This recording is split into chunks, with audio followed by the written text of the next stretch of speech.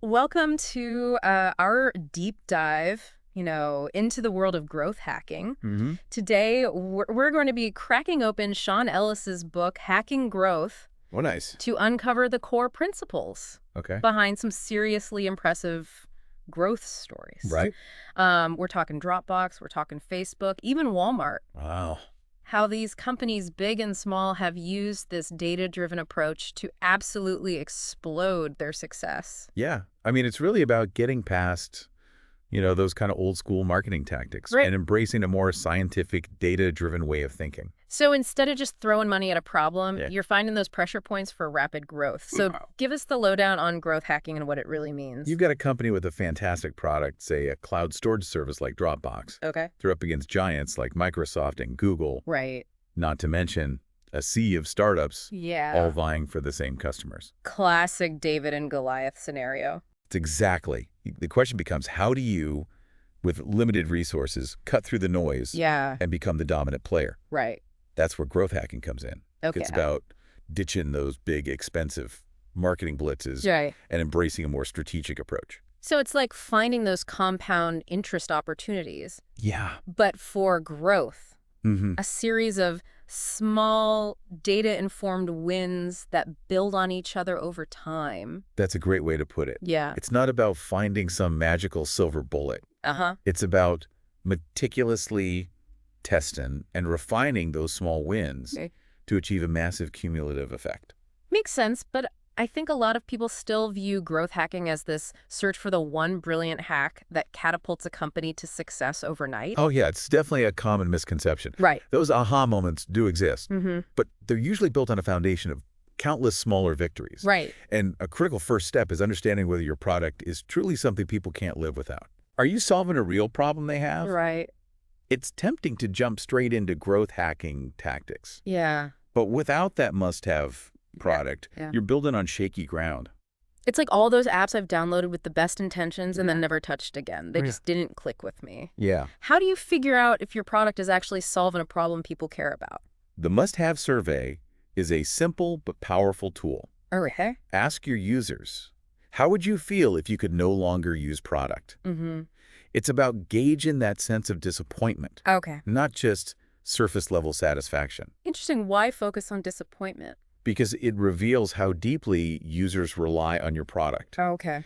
If a significant percentage, say 40% or Yes, sir. more, Mm-hmm. say they'd be very disappointed to lose access, Right. that's a strong signal. Like finding out your favorite coffee shop is closing. Yeah, What am I going to do without my morning latte? exactly. Yeah. And Dropbox saw incredibly high scores on this survey, Wow. particularly among users who had really explored its capabilities. So it reinforces the idea that a must-have product delivers genuine value that people truly depend on. Absolutely. Mm-hmm. Another strong indicator is your retention rate.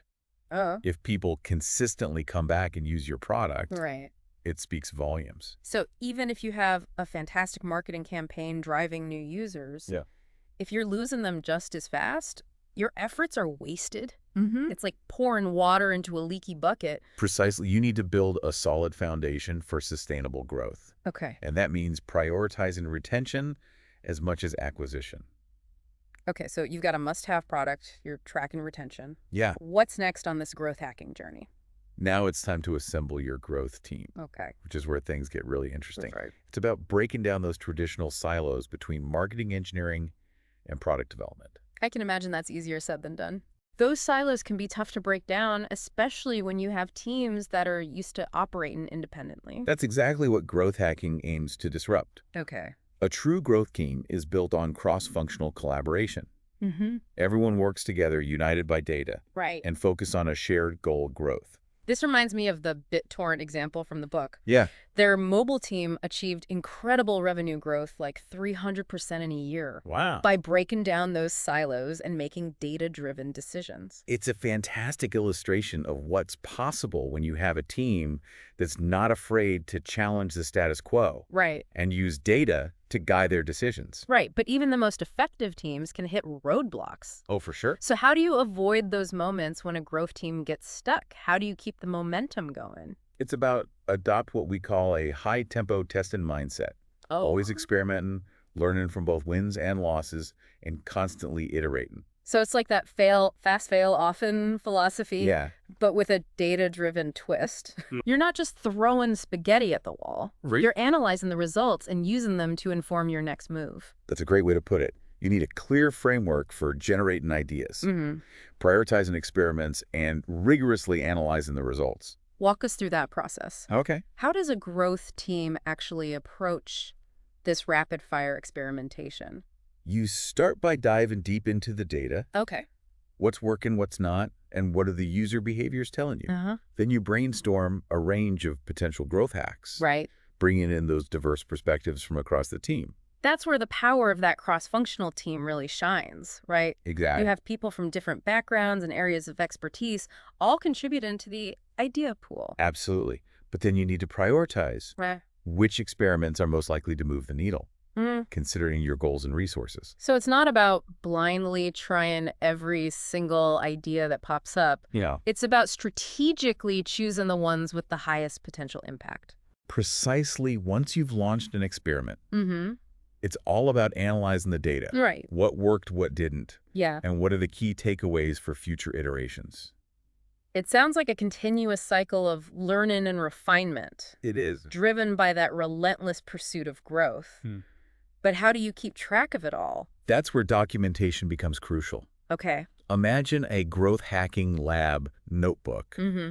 where you track every experiment, both the successes and the failures. Like a scientist meticulously recording their observations and findings, Oh, you're yeah. building a knowledge base that informs future decision-making. You got it. And it's not just about documenting those results. Mm-hmm. It's about sharing them across the company. Right. You want to foster a culture of data-driven growth Mm-hmm. where everyone is learning from those experiments and contributing to that collective knowledge. So it's not just the growth team's responsibility. It's about getting everyone on board with this mindset of constant experimentation and optimization. Absolutely. Yeah. Now, let's move on to one of the most exciting aspects of growth hacking, Okay. discovering that magic aha moment for your users. Okay, the aha moment. Mm-hmm. This is where things get sticky for a lot of products, right? Yeah. They have the value, but users never quite get it. Right. How do you design for that revelation?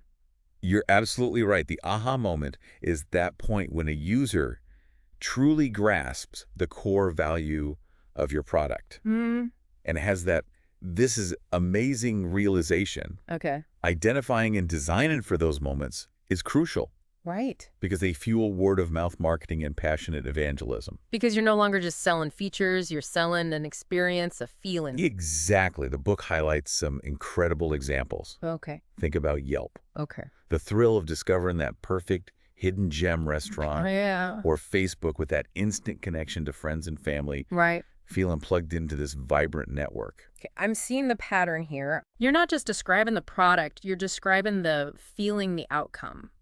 Yeah. What about Dropbox? With Dropbox, it's the seamless simplicity of file sharing. Uh-huh. You're free from the shackles of email attachments and storage limits. Like having a magic briefcase that holds all your important documents and syncs across all your devices. Right. No more emailing files back and forth to yourself. Exactly. I remember when I first experienced that, it was a game changer. These aha moments are about understanding the core value proposition Uh-huh. and making those benefits instantly clear. Right. But even with a fantastic product and a clear aha moment, you need a focused strategy for driving growth, Absolutely. right? Because even the most delicious cake needs to be beautifully presented and served to the right people. Exactly. And that's where the concept of a fundamental growth equation comes in. Okay. Identifying those key levers specific to your product or business. So there's no one-size-fits-all formula. Nope. It's about understanding the unique dynamics of your own market and what drives growth for you. You got it. The crucial part of this equation is defining your North Star metric. Okay, the North Star metric. The single metric that represents the core value you deliver Uh-huh. and acts as your guiding star for growth. So if this metric improves, it means your business is on the right track. Exactly. Okay, For Facebook, it was initially monthly active users, right. later shifted to daily active users as their focus shifted towards deeper engagement. Okay. For Airbnb, it was nights booked. Mm-hmm. For WhatsApp, it was messages sent. Okay. Each of these metrics directly correlates to the aha moment for their respective products. So it's not about vanity metrics. No. It's about choosing the metric that truly captures the essence of your product's value and your overall goals. Exactly. And by focusing on your North Star metric, Hmm. you can ensure that your growth efforts are aligned with your core value proposition. Okay. Now let's dive into the importance of language market fit. All right. It's not just about building a great product. It's about communicating its value in a way that resonates with your audience. So you might have a killer product, Yeah. but if you can't explain why it's awesome, you're not going to win anyone over. Think about Upworthy. Okay. They're masters at crafting headlines that are impossible to resist clicking on. Right. They rigorously test and refine their messaging to find the perfect language market fit.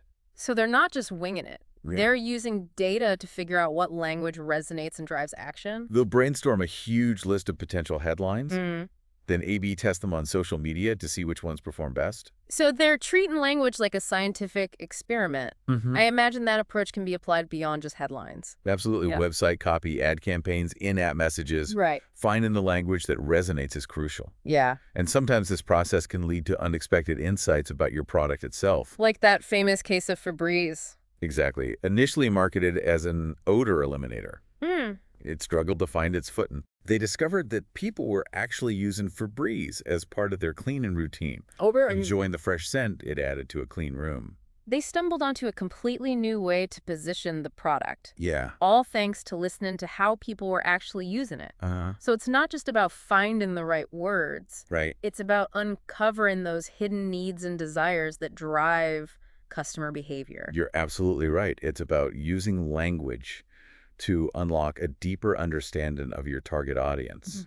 Sometimes even small tweaks can have a big impact. Give us an example. Okay. What's a small change that led to big results? Highrise, a customer relationship management product, Okay. saw a massive increase in signups just by changing the wording on their sign-up button. Okay. I'm intrigued. What was the magic word swap? They changed sign up for free trial to see plans and pricing. It's such a subtle shift, Yeah. but I can see how it changes the whole framing. Instead of focusing on a temporary trial, it highlighted the long-term value and options. It's like going from a sample platter to a full course menu. Right. Suddenly you're seeing the bigger picture. And that's the power of language market fit. Okay. It can completely transform your customer's perception and unlock significant growth. Okay, so far we've covered a lot. Yeah. Defining growth hacking, Yeah. building a team, finding your must-have status, identifying the aha moment, Yeah. and now this idea of language market fit. Right. What's next on our growth hacking checklist? Next up, we'll delve into the fascinating world of viral loops, where your users become your most powerful growth engine. Okay, cool. Yeah. Welcome back to our deep dive on growth hacking. Last time we left off talking about those irresistible viral loops. Yeah. Those systems where your users become your biggest advocates. Right. I'm curious what happens once those new users start pouring in thanks to those loops. That's where activation comes into play. Yeah. You need to turn those curious newcomers Right. into engaged, active users who truly understand the value of your product. I know I've downloaded countless apps Right. that I've completely forgotten about. Yeah. They just didn't grab my attention. I never figured out why I should care. You've hit on a common challenge. Right. You might have a fantastic product, but if those new users don't have a smooth onboarding experience Okay. and reach those aha moments, you're going to lose them quickly. It's like inviting someone to a party and then just leaving them to stand around awkwardly. Yeah? They don't know where the snacks are. They're probably going to leave pretty quickly. That's a great analogy. Yeah. You need to think about that initial experience, Okay. what we call the new user experience or NUX. It's about guiding those new users, showing them the value, and getting them hooked. So you're saying the key is to get them to experience those aha moments as quickly as possible. Exactly. But how do you actually do that? It starts with understanding those friction points in the user journey. What's stopping users from taking those first crucial steps? Right. You have to become a detective looking for clues as to why users are bouncing. So instead of just guessing, you're using data to pinpoint those problem areas. Exactly. In-app surveys are incredibly powerful for this. Okay. By strategically placing surveys at key points, you can gather direct feedback from users on what's working and what's not. Give me an example. How has a company used in-app surveys effectively? Qualaroo, a website survey company, Okay. found that users who received 50 or more responses to their surveys were significantly more likely to convert into paying customers. That seems counterintuitive. Yeah. Wouldn't more survey responses make the experience feel intrusive and annoying? It's not about the quantity of responses. Okay. It's about the quality of engagement. Uh-huh. Those 50-plus responses indicated that users were truly interacting with the platform, Right. experiencing the value of gathering those insights. Mm-hmm. It's about reaching that tipping point where the user sees the true power of the product. So in-app surveys help you understand what roadblocks are preventing users from having that aha moment. Right. What are some of the biggest culprits you've seen when it comes to user activation? One of the most common is a complicated sign-up process. Okay. You don't want to make users jump through hoops just to create an account. I know I've abandoned countless online shopping carts because the checkout process was too cumbersome. Yeah. I just don't have the patience to deal with that kind of hassle. And this is especially true in the mobile world, Right. where every tap counts. Right. If that sign-up process feels like a chore, Yeah. you're going to lose users. So how do you streamline that process and make it as painless as possible? One of the most effective solutions is single sign-on. Okay. Using those sign in with Google or continue with Facebook buttons, Right. it eliminates the need for lengthy forms and password creation. I love this.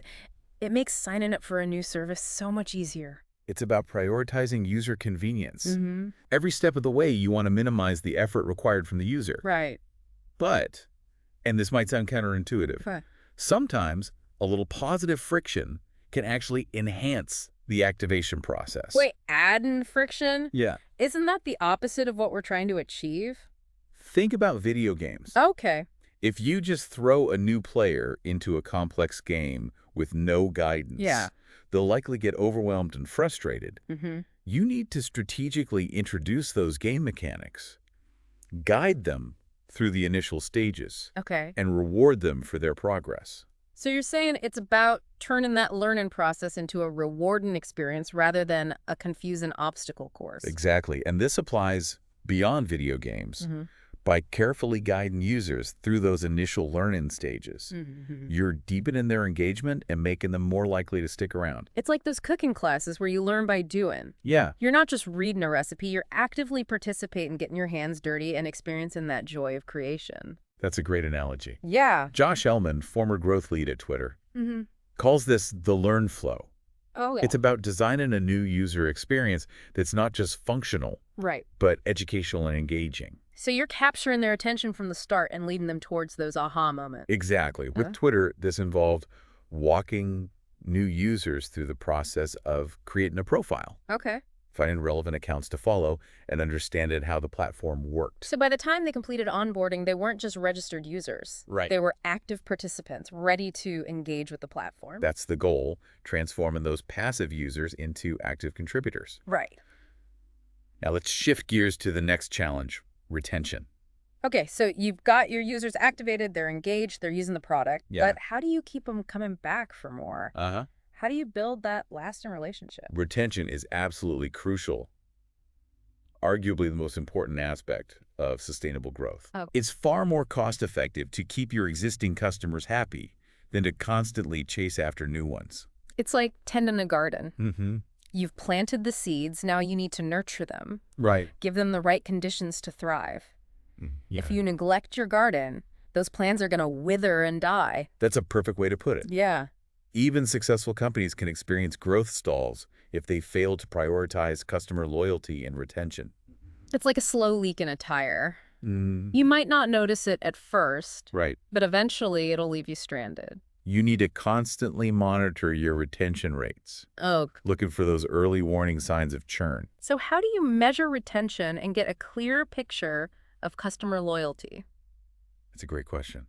There are so many metrics out there. Right. Yeah. It's hard to know which ones to focus on. Yeah. Cohort analysis is an incredibly powerful technique. Oh. It involves breaking down your user base into groups based on shared characteristics, Mm-hmm. like their acquisition date or sign-up source. Yeah. So instead of looking at your entire user base as one big group, Right. you're segmenting them to uncover those hidden patterns. Exactly. By analyzing retention rates within these cohorts, Okay. you can pinpoint potential issues. Uh-huh. For example, if one cohort is churning at a higher rate than others, Mm-hmm. you can investigate why and take action. It's like a doctor running test to diagnose a patient.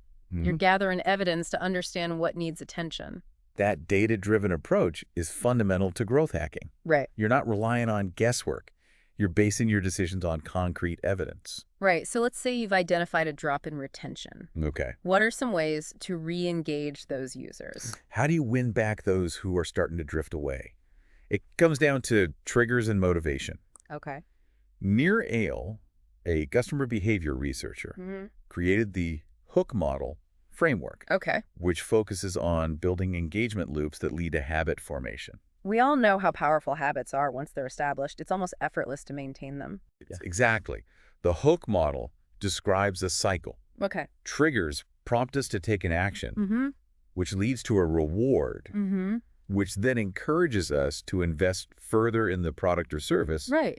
making us more likely to repeat the cycle. It's like a feedback loop that keeps those desired behaviors going. And external triggers like emails or push notifications Okay. can be really effective in prompting those actions. It's like a gentle nudge to remind users about your product and its value. But you have to use those triggers strategically. Yeah, okay. You don't want to bombard users with irrelevant messages and annoy them. Right. No one likes feeling spammed. It's like those overly persistent salespeople who just won't take a hint. That's why personalization and relevance are key. The more you understand your users, the better you can tailor those triggers and messages. Right. It's about sending the right message to the right person at the right time. Which takes us back to that data-driven approach. Yeah. The more data you have on user behavior, the more effective you can be. Now, beyond those external triggers, Mm-hmm. you also want to cultivate those internal triggers that turn those actions into subconscious habits. This reminds me of that gym membership analogy. Oh, yeah. At first, you might need external reminders to get yourself to the gym. Right. But eventually it becomes a habit and you no longer need that external push. Exactly. And consistent rewards play a huge role in forming those habits. It's like training a dog with treats. You're building those positive associations that reinforce the desired behaviors. Those rewards can be functional, like completing the task in a game, or social, like receiving recognition from others, or even emotional, like feeling a sense of accomplishment. So it's about understanding those core human motivations Yeah. and designing experiences that tap into them.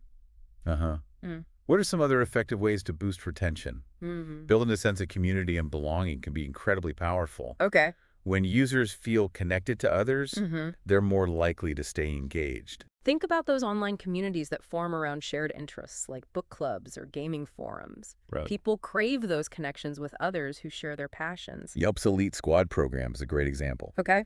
Active reviewers are rewarded with special badges, invitations to events, and recognition within the community. So you're creating a sense of exclusivity and belonging. It's like a VIP club for passionate Yelpers. And this ties back to the idea of positive friction. Mm-hmm. By requiring users to invest their time and effort to achieve those rewards, Right. you're increasing their perceived value and commitment. Like those loyalty programs that reward frequent customers with points or exclusive perks. Exactly.